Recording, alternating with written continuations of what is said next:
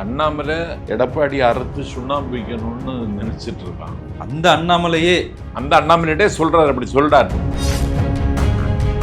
அந்த ஆம்புலன்ஸ் எங்க விடணுமா? அப்ப இவனுக்கு ஆம்புலன்ஸ் கண்டாலே ஆத்திரம் வருதுன்னா என்ன அர்த்தம்? இந்த மோடிஜின்னு சொல்றவரு மிஸ்டர் திடீர்னு எம்ஜிஆர் படத்தை பயன்படுத்துறாரு. எம்ஜிஆர் கூட பழகலனாலும் அவரை போலவே இருந்த விஜயகாந்த் எங்க அண்ணன். நான் தான் சிஎம். இப்ப மணி 8 AM. கேட்டிருக்கீங்களா இந்த பாட்டு? தளபதின்னு சொல்லும் போதெல்லாம் தலைவலின்னு கேக்குது. உங்களுக்கு அப்படிதான் உங்களுக்கு தலைவலி வந்துட்டு. அணில் குஞ்சு எல்லாம் ஓரமா போய் விளையாடுங்கன்றார். அணில் கேட்டுதான் இதை சீமான் கட்சியை பாடையில வச்சாச்சு. அவர் இப்ப மரம் மாடு. நீ என்ன பெரிய சண்டியனா? நீ என்ன இந்த நாட்டுல பெரிய குண்டனா? குண்டர் அரசியல் பண்றியா? ஆண் மகனா இருந்தா நாளைக்கு ஸ்ரீவில்லிபுத்தூர் தேரடி வீதியில சட்டை இல்லாம நான் வர்றேன், நீ வர்றியா? வந்துருவியா நீ அப்படின்னு கேட்டவனா?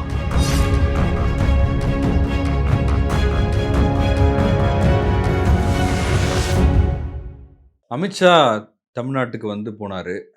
பாஜகவோட பூத் கமிட்டி மீட்டிங், அந்த மாநாடு நடந்துச்சு.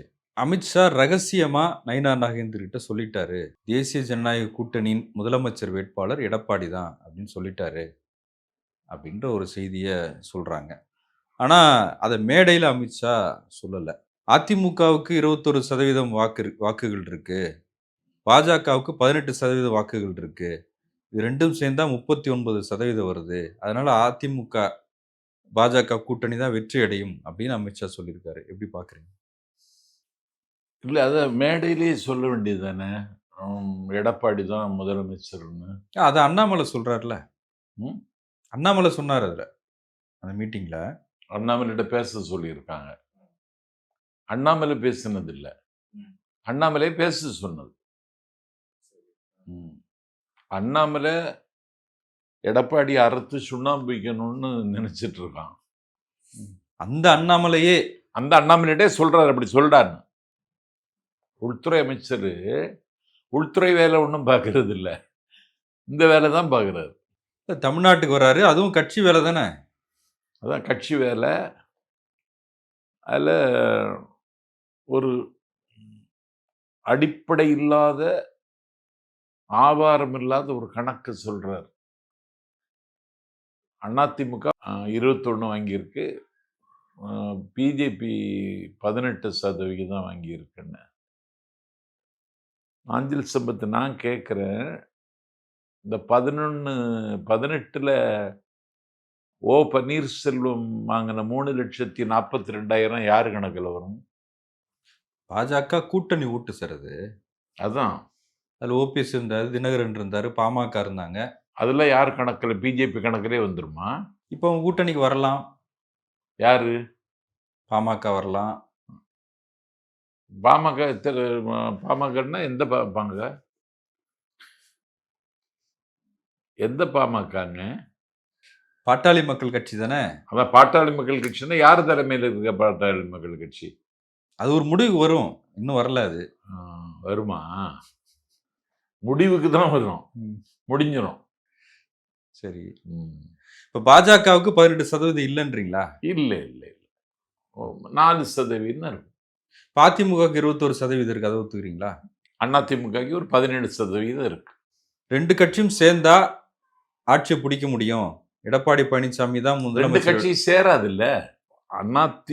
பழனிசாமி தான் பிஜேபி கூட கூட்டணியை தவிர அதிமுக கூட்டணி கிடையாது.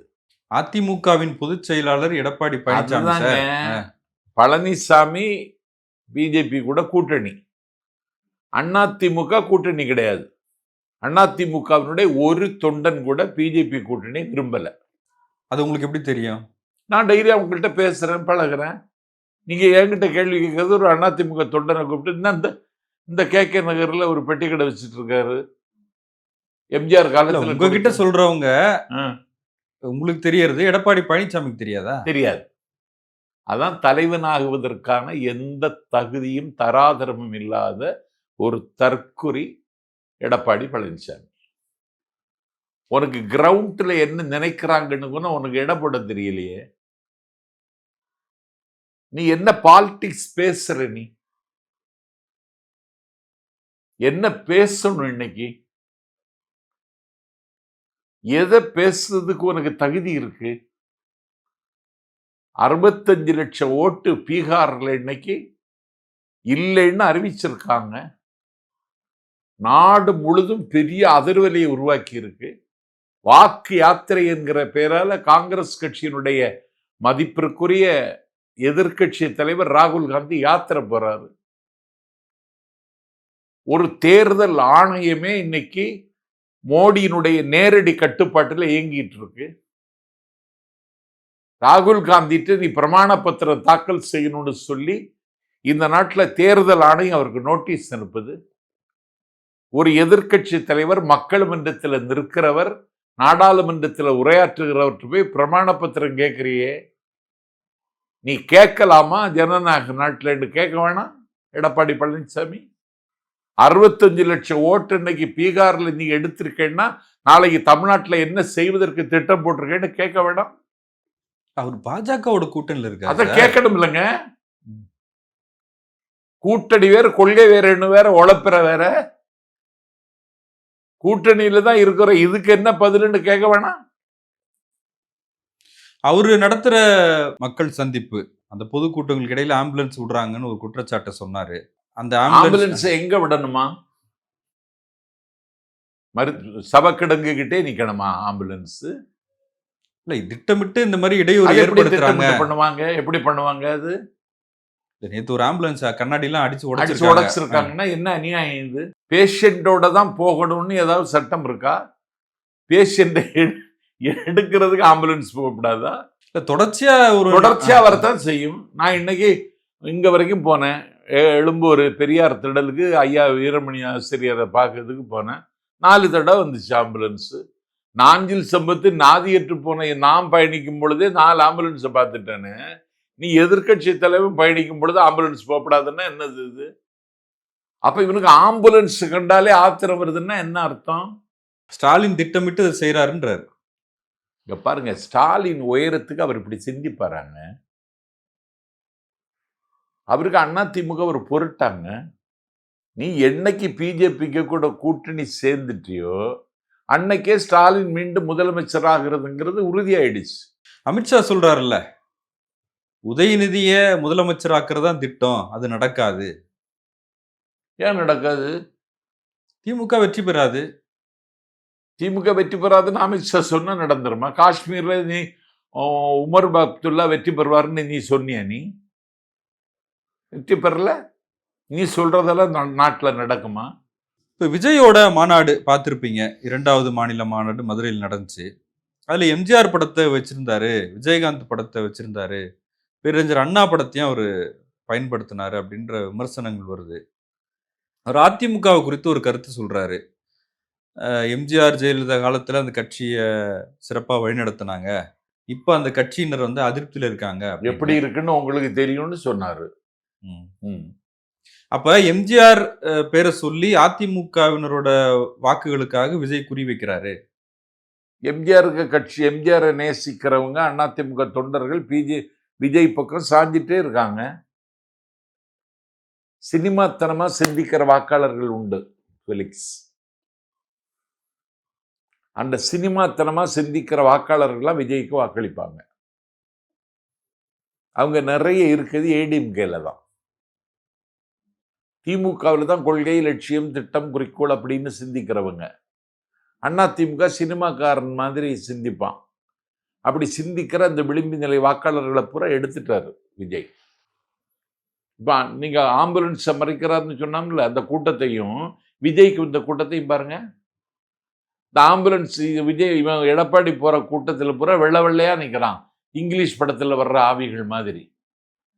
விஜய் கூட்டத்தில் பூரா அழுக்கு சட்டை, அழுக்கு வேட்டி, அழுக்கு பேண்ட்டு போட்டு ஏழை மக்கள் நிற்கிறாங்க.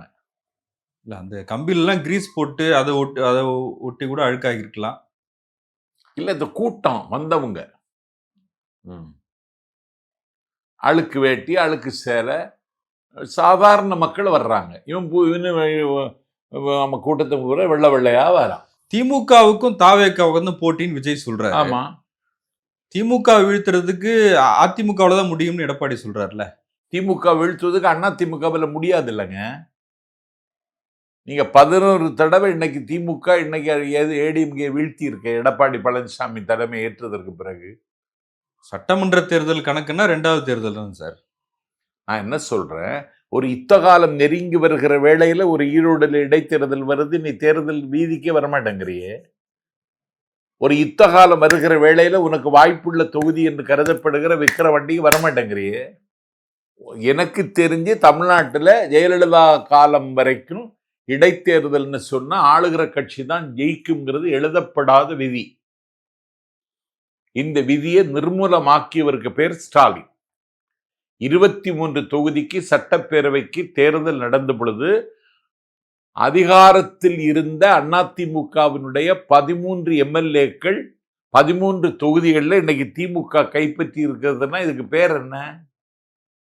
எடப்பாடிக்கு அந்த கட்சியை தலைமை தாங்க தகுதி இல்லைன்னு தான் இதுக்கு அர்த்தம். ஆனா எடப்பாடிக்கு தேவையான எம்எல்ஏக்கள் கிடைச்சிட்டாங்கல்ல அந்த இடைத்தேர்தல்ல. அது மட்டும்தான். இந்த 9 தொகுதியைத்தான் அவன் குறிவிக்கிறானே தவிர அதிமுகவை வளர்க்கணும்னு அவர் நினைக்கல.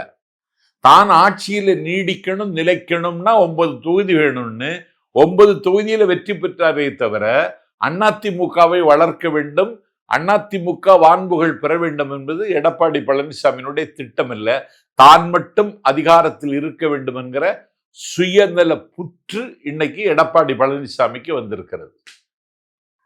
நடிகர் விஜய் திடீர்னு கட்சி தொடங்குறாரு, திடீர்னு எம்ஜிஆர் படத்தை பயன்படுத்துறாரு.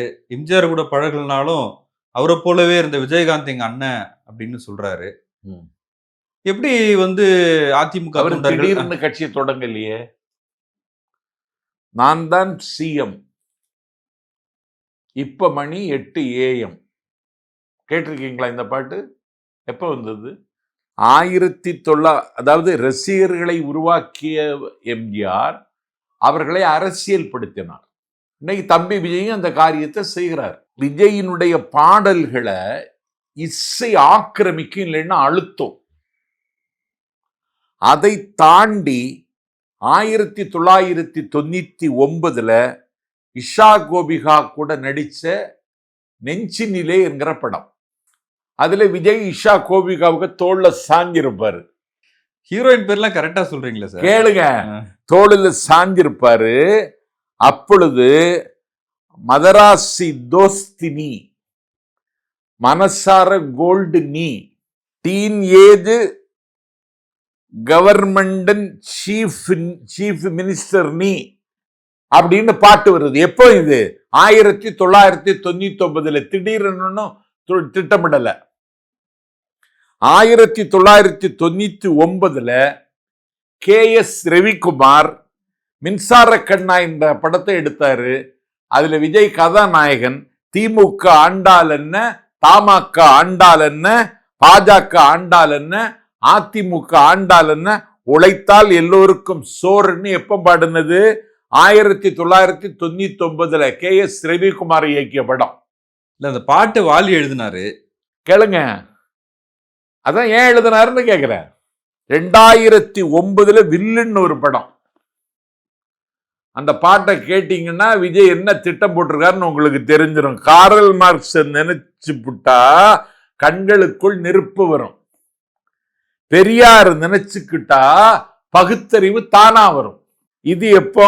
2009 வில்லுல.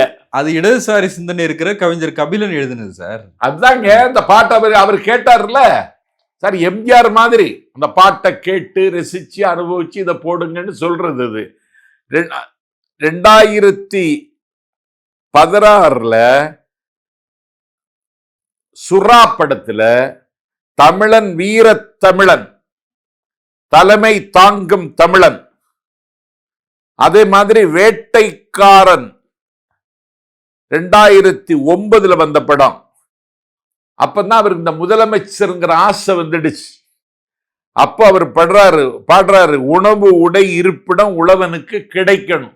உணவு உடை இருப்பிடம் உழவனுக்கு கிடைக்கணும். அவன் அனுபவிச்ச மிச்சம்தான் ஆண்டவனுக்கு படைக்கணும்.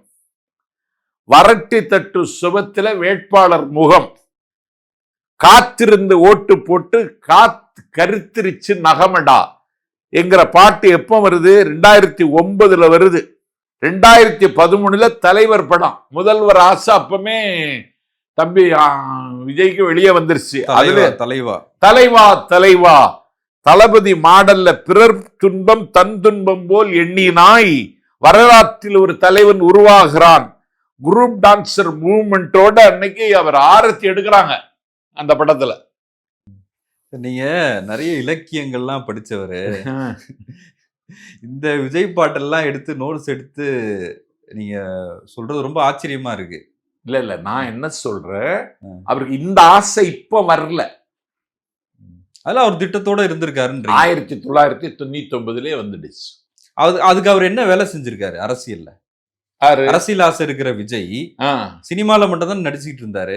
ஆமா, அவரை நம்பி ரசிகர்களுக்கு அவர் என்ன பண்ணாரு? அவர் என்ன சமூக பணிகள் பண்ணாரு? மக்கள் இயக்கம்னு மாத்தினார் ரசிகர் மன்றங்கள்ல. வேற என்ன சிறப்பா செய்தாரு? சிறப்பான்னு சொன்னா ஒரு அந்த முதல் பரிசு பெற்ற மாணவர்களுக்கு பரிசு கொடுத்தாரு. அது இப்ப சார் 2 வருஷமா தராரு. கட்சி தொடங்கினதுக்கு அப்புறம் தராரு.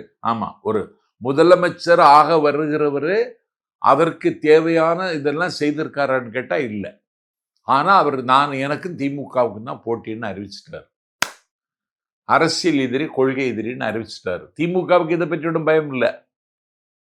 திமுக அதை கடந்து நிக்குது, அது வேற. ஆனா அந்த தில்லோட அறிவிக்கிறாரு. இதுல என்ன ஆச்சுன்னு சொன்னா, திமுக இதை கண்டுக்கிடாது. ஏன்னா திமுகவுக்கு இது தேவையில்லை. எப்படி விஜய் எடப்பாடியை கண்டுக்கிடலையோ அது மாதிரி அண்ணன் ஸ்டாலின் விஜயை கண்டுக்கிட மாட்டார். ஆனா இப்ப விஜய்க்கும் சீமானுக்கும் தான் போட்டி. சீமான் கட்சி கோமா ஸ்டேஜுக்கு வந்துடுச்சு. அவர் இப்ப மரம், மாடு, காடு அகரண உயிர்த்தனையோட இருக்க வேண்டிய தலைவன் அகரணையோட போய் கட்டிட்டு. மரத்துக்கும் உயிர் இருக்குன்னு சொல்றாங்க. மரத்துக்கும் உயிர் இருக்கு. சொல்ல முடியாது. மரத்துக்கு உயிர் இருக்கிறது உனக்கு இப்பதான் தெரியுமா? போச்சுங்க. சீமான் கட்சியை பாடையில வச்சாச்சு. மரத்து கூட பேச முடியும். அவர் பேசுறாரு. உன்னை ஒழுங்கா பாத்துக்கிறாங்களா, தண்ணி ஊத்துறாங்களா, மரத்துக்கு கூட பேச முடியும், நான் நம்புறேன். ஏன்னா என்னுடைய நண்பன் முத்துப்பேட்டை கார்த்திக்னு, அவன் திமுக திருவாரூர் மாவட்ட துணை செயலாளர். 35 ஏக்கர் வயல் ஒரே இடத்துல அப்படியே இருக்கு. அவர் அந்த வயல்வெளிக்கு என்னை கூட்டிட்டு போனார். அந்த நடக்கிறார் வேகமா வயல் வரப்புல. அவரு கூட என்ன நடக்க முடியல. அவரோட ஆரோக்கியமா நான் இருக்குன்னு நினைச்சிட்டு இருந்தேன். வேகமா நடக்கிறாரு. இன்வால்மெண்ட்டோட வேலை பார்க்குறாரு. தண்ணி பாய்ச்சுது, களை பறிக்கிறது, கட்டுக்காவல், நேற்றுக்கு என்ன நடந்து, நேற்றுக்கு எத்தனை பேர் வந்தாங்க எல்லாம் பார்க்குறாரு. நாற்று கதிர் விடுகிற பொழுது அந்த வயலோட நான் பேசுவேன்னு என்று சொன்னார். எனக்கு கண்ணில் கண்ணீர் இருந்துச்சு. சீமான் பேசுறாருல, அப்ப மட்டும் விமர்சிக்கிறீங்க. வரைஞ்சனுக்கு கையில் ஒரு வயல் இருக்கு. அதை ஓம்புவது மாதிரி தசரதன் இந்த நாட்டை பரிபாலனம் செய்தான்னு கம்பம் பாடுறோம். இவன் தசரதனா சீமான்? இல்லைன்னா என் நண்பன் முத்துப்பேட்டை கார்த்திகாயுமே. மனிதர்கள் கைவிட்டதுனால இவன் மரத்திட்ட போய் நிற்கிறான். நாளை மரம் இவனை கைவிட்டுரும். ஏன்னா தமிழ்நாட்டு அரசியல் அறமற்ற அரசியல் செய்தவன் கடைசி காலம் இப்படிதான் முடியும். அணில் எல்லாம் ஓரமா போய் கிளையில விளையாடுங்க அப்படின்னு சொல்றாரு. விஜய் தான் சொல்றாரு, அணில் குஞ்சு எல்லாம் ஓரமா போய் விளையாடுங்கன்றார். அணில் கேட்டுதா இத? என்னங்க இது? இந்த நாட்டில் ஒரு விண்வெளியில விந்தை செய்யக்கூடிய காலத்துல ஒரு ஒரு பழைய கற்காலத்துக்கு அழைத்து செல்வதற்கு ஒரு 10ஆம் பஸ்லி தலைவன் இப்படியெல்லாம் பிரச்சாரம் செய்து பேசுறானே, அவனுக்கு கவனத்தை திசை திருப்ப வேண்டும் என்பதற்கு வேற ஒரு வழியுமே இல்லையா? 3 நாளைக்கு முன்னாடி ராமேஸ்வரம் மீனவர்கள் உண்ணாவிரதம் இருந்தானே, பேசினானா சீமா? 1 கோடி ரூபாய் அபராதம்ங்க மீனவர்களுக்கு. இலங்கை கோர்ட்ல பேசினாரா சீமான்? நீ அதெல்லாம் பேசி இருக்கணும். நீ உனக்கு தமிழ்நாட்டின் பிரச்சனையே என்னன்னு தெரியலையே. மக்கள் கைவிட்டார்கள். மாடும் மரமும் கை கொடுக்கும்னு நினைக்கிற. மக்களை விட மாடும் மரமும் விழிப்புணர்வோடு இருக்கும். அவர்களாலும் நீ நிராகரிக்கப்படுவ. இந்த தேர்தலில் பார்க்கலாம் தாவேக்காவா நாம் தமிழரா அப்படின்னு நாம் தமிழர் தரப்புல சொல்றாங்க. தளபதி தளபதின்னு சொல்லும் போதெல்லாம் தலைவலி தலைவலின்னு கேக்குது. உங்களுக்கு அப்படிதான் உங்களுக்கு தலைவலி வந்துட்டு இல்லை. என்னைக்கு தம்பி விஜய் கட்சி விக்கிரவாண்டியில பேச ஆரம்பிச்சானோ, விஜய்க்கு கூட கூட்டணி இல்லைங்கிறதுல தெளிவா தம்பி விஜய் என்னைக்கு முடிவெடுத்தானோ அன்னைக்கே உனக்கு தலைவலி தான். டிவிக்கே அப்படின்னு சொல்றாங்க. டீ விக்கிறதுக்கு வந்த மாதிரி இருக்குன்ற. அப்ப டீ விக்கிறது கேவலமா? அப்ப நீ மாடுகிட்ட பேசுறது உண்மையா? அணில்கிட்ட பேசுறது உண்மையா? நீ டிவிக்கேன்னு சொன்னா மோடிக்கு கோபம் வருன்னு கூட உனக்கு உணர்வு இல்லையா? விஜய் பக்கம் ஒரு சாஃப்ட் கார்னர் இருக்கிற மாதிரி தெரியுது உங்ககிட்ட. யார் கேண்டையா? எப்பவும் இருக்கும். விஜய் கட்சியில இணையற ஏதாவது ஐடியா இருக்கா? நான் பெரியாரன்னா கொள்கையை பேசி வளர்ந்தவன். நான் இன்னும் எவ்வளவு நாள் இருக்க போறேன்? என்னுடைய நாட்கள் சமீபத்து விட்டதாகவே நான் உணர்றேன். இன்னும் அந்த கொள்கையை பேசிட்டு என்னுடைய வாழ்விலிருந்து நான் விடை பெற்றுவிடும். எனக்கு அப்படியெல்லாம் ஒரு ஆசை இல்லை. நான் திமுகவிலே சேரலைங்க. ஏன் சேரல? நான் ஏன் திமுகவில் சேரலைன்னா என்ன டேமேஜ் பண்ணுவோம். இந்த பையில கட்சி மாறுறதே வேலையா போச்சு. இல்லை, அதை நீங்க அதிமுகல போகும்போது நீங்க யோசிக்கல. அதிமுகல நான் போகலை. அந்த அம்மா என்ன அழைச்சாங்க. அன்னைக்கு என்ன கொலை செய்ய திட்டமிட்டார் வைகோ. எனக்கு ஒரு பாதுகாப்பின்மையை நான் உணர்ந்தேன் என் பொது வாழ்வில். அது அப்போதுதான் உணர்ந்தேன். நாம் பேருந்தில் படிக்கட்டில் பயணம் செய்து கூட்டம் பேசினவன். அன்ரிசர்வ்டு ட்ரெயினில் பயணம் செய்து கூட்டம் பேசினவன். நான் ஒரு பை நிறைய புத்தகத்தையும் ஒரு சூட்கேஸ் நிறைய துணியை எடுத்துட்டு தன்னந்தனியாக பயணிக்கிறவன். நான் யாரை எதிர்த்து பேசுறேனோ அந்த ஊர்ல பகல்ல காலையில வாக்கிங் போறவன். கேட்டீங்களா? பெரிய ரவுடின்னு கருதப்பட்ட தாமரைக்கனியை எதிர்த்து பேசுறதுக்கு திமுக கூட்டம் போடுவாங்க. தாமரைக்கனியை எதிர்த்து ஒரு வேலும் பேச மாட்டான். நான் சின்ன வயசுல நான் பேச்சு உலகத்துக்கு வரும் பொழுது திமுக கூட்டம்னு போடுவாங்க. தாமரைக்கனியை எதிர்த்து ஒரு தினம் பேச மாட்டான். நான் பேசுறேன். எனக்கு கல்யாணம் கூட ஆகல. அப்போ நீ என்ன பெரிய சண்டியனா? நீ என்ன இந்த நாட்டில் பெரிய குண்டனா? குண்டர் அரசியல் பண்றியா? ஆண் மகனா இருந்தா நாளைக்கு ஸ்ரீவில்லிபுத்தூர் தேரடி வீதியில சட்டை இல்லாம நான் வர்றேன், நீ வர்றியா? வந்துருவியா நீ அப்படின்னு கேட்டவனா? ஆரம் வீரப்பன் ஆடிப்புறத்துக்கு தேரோட்டத்துக்கு தேரை தொடங்கி வைக்க வர்றார். ஆரம் வீரப்பன் வர்றாரா? தேரோட்டத்தை தொடங்கி வைக்கிறாரா?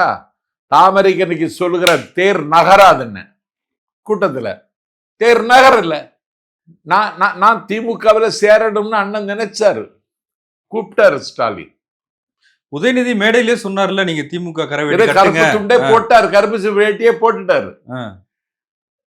என்ன கட்சி மாறுறேன்னு சொல்லி என்ன பழிப்பான், இழித்து பேசுவான். நான் இன்னோவா கார் வாங்கினு பேசுற நாய்கள் இன்னும் தமிழ்நாட்டில் இருக்க.